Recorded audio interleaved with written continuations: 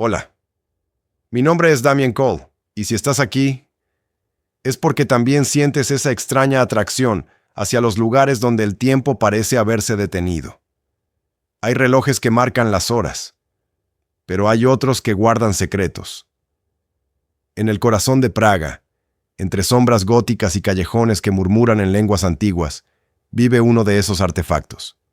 Un reloj, que no solo mide el tiempo, sino que lo manipula, lo protege y quizás lo maldice. Esta es la historia del Orloj, el reloj astronómico de Praga. Una obra de genio, un símbolo de poder, y según muchos, el hogar de una maldición que ha sobrevivido a guerras, traiciones y siglos de silencio. Acompáñame en este recorrido a través de la historia, la tragedia y el misterio, porque cada engranaje tiene una historia, y cada historia, una advertencia. Si el reloj vuelve a detenerse, Praga podría no volver a despertar. Bienvenido a El Portal de las Historias. La maldición del reloj astronómico de Praga. Una historia sobre genio, traición y un reloj que guarda rencor. Praga, año 1409. Dicen que hay ciudades con alma, que las piedras de sus calles susurran secretos, que sus torres vigilan y que el tiempo, en ciertos lugares, no solo se mide, sino que respira. Y si hay un sitio donde esto es cierto, es en el corazón de Bohemia, Praga.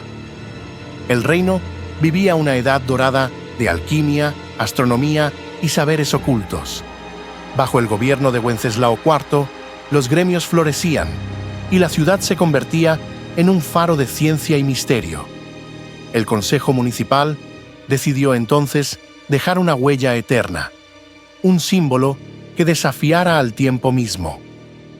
Para ello, buscaron al único hombre capaz de algo así, Maestro Janus, o Janusz Sruge, como lo llamaban los sabios.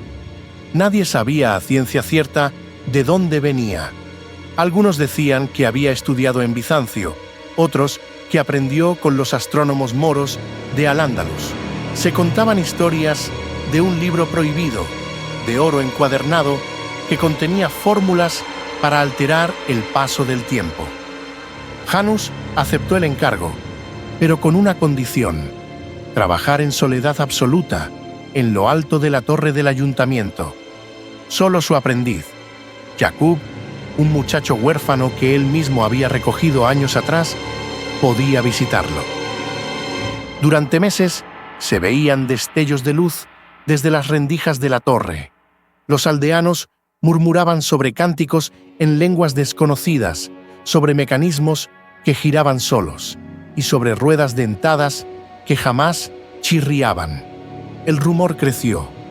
Janus no construía un reloj, sino una puerta.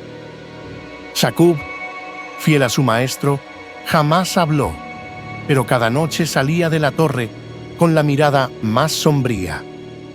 Al final, en el otoño de 1410, el reloj fue revelado. La plaza de la ciudad vieja se llenó como nunca antes.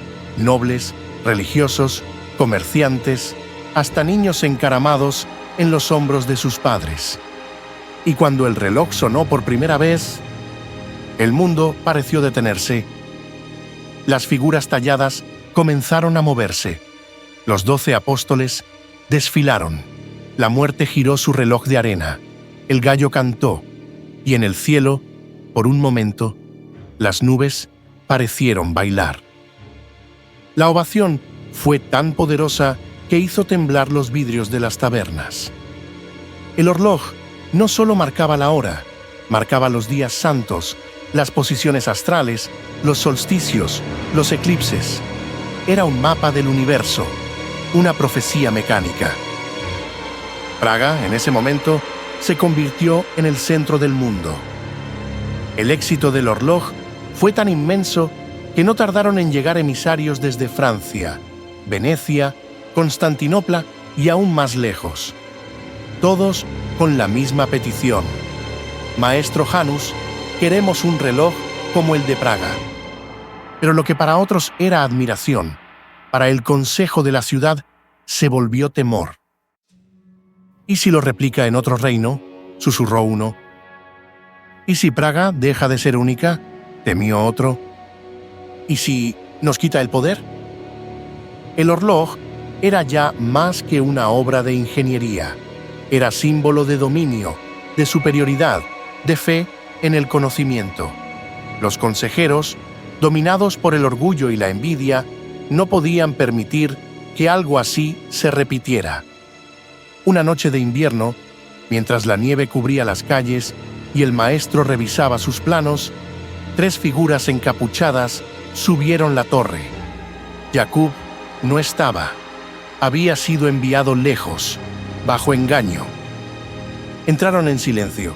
Janus apenas tuvo tiempo de girarse. Uno lo empujó al suelo. Otro le sujetó los brazos. El tercero, con una barra de hierro al rojo vivo, se inclinó sobre él. Los ojos que ven tanto ya han visto demasiado. Y el grito que salió de la torre esa noche aún estremece los muros del ayuntamiento. Janus sobrevivió, pero los ojos jamás volvieron a ver.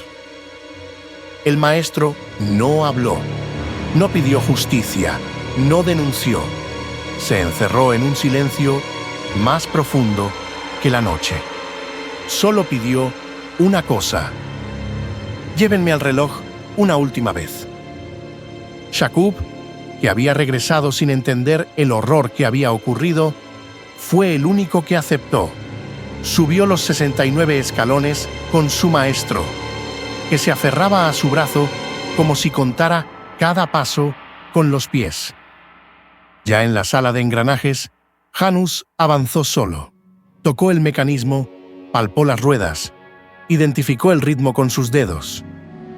Y entonces presionó un resorte secreto, oculto entre placas que solo él conocía. Sus labios se movieron lentamente. Fiat tenebrae super eos, que la oscuridad caiga sobre ellos. El reloj se detuvo. Y con él, el corazón del maestro.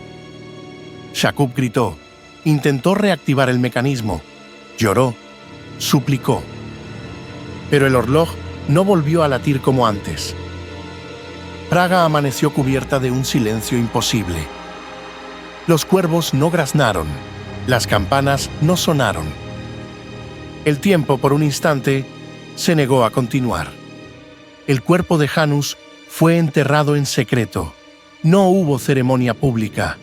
El consejo intentó ocultar el crimen, disfrazándolo de enfermedad. Pero Praga recordaba. Jakub, con el rostro marcado por la pérdida y el odio, desapareció de la ciudad poco después. Algunos dicen que viajó al este, otros que enloqueció. Y hay quienes afirman que nunca se fue, que vivió oculto entre relojes rotos, esperando el día en que el Orloj reclamara venganza.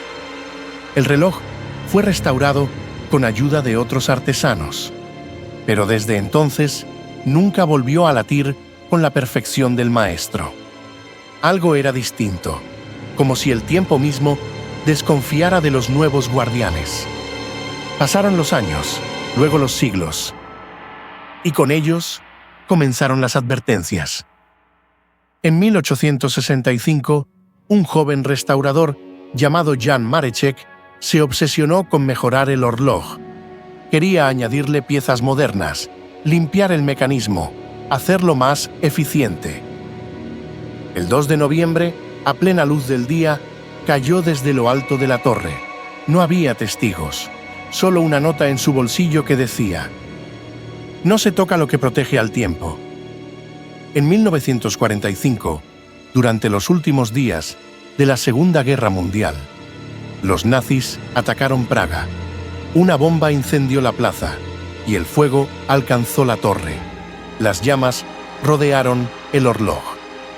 Soldados y civiles huyeron, pero algunos afirmaron ver, entre el humo, una figura alta, con capa negra, y el rostro cubierto por una venda oscura, observando cómo ardían las maderas. Y aunque el fuego arrasó archivos, vitrales y muebles, el mecanismo del reloj resistió intacto. El reloj seguía ahí, latente, vigilante, como si cuidara algo más que el tiempo. 14 de octubre de 2005. El reloj seguía en pie, majestuoso, silencioso, imponente. Los turistas pasaban, lo fotografiaban, lo celebraban, pero nadie sabía lo que se avecinaba. A las 03:06 AM, Tomás Kolar, vigilante nocturno del ayuntamiento, realizaba su ronda habitual. Había trabajado allí más de 10 años. Conocía cada rincón, cada sonido del viejo edificio. Esa noche, sin embargo, algo lo inquietó. Un golpeteo metálico, sordo y repetitivo, provenía del interior del reloj. Tomás subió lentamente. A cada escalón, la temperatura bajaba. Una niebla blanca se colaba por las rendijas de piedra. Y al llegar a la sala del mecanismo, lo vio. Frente al reloj, inmóvil, de espaldas a él, estaba una figura delgada, alta, vestida con capa larga. El rostro cubierto con una venda negra. Sus manos tocaban el mecanismo como si fueran parte de él. Tomás intentó hablar, pero no pudo. Sus labios no respondían. Y entonces, la figura giró levemente el rostro y sonrió. Una voz profunda, lejana, casi como un eco metálico, pronunció palabras que se le grabaron para siempre. Traicionasteis al tiempo, y él regresará. El reloj se detuvo. Durante exactamente 7 minutos y 14 segundos. En ese tiempo, ocurrieron cosas que jamás salieron a la prensa. Un accidente múltiple en el puente de Carlos, sin causa clara. Un apagón completo en el casco antiguo. Y un incendio inexplicable en la biblioteca de Clementinum, justo en la sección de manuscritos medievales. Cuando el reloj volvió a andar, la figura ya no estaba. Tomás no volvió a subir esa torre. Renunció esa misma semana, se mudó a una aldea lejana y desde entonces no ha vuelto a pronunciar una sola palabra sobre aquella noche. Desde este rincón, donde la historia y el misterio se abrazan. Gracias por cruzar con nosotros el portal de las historias.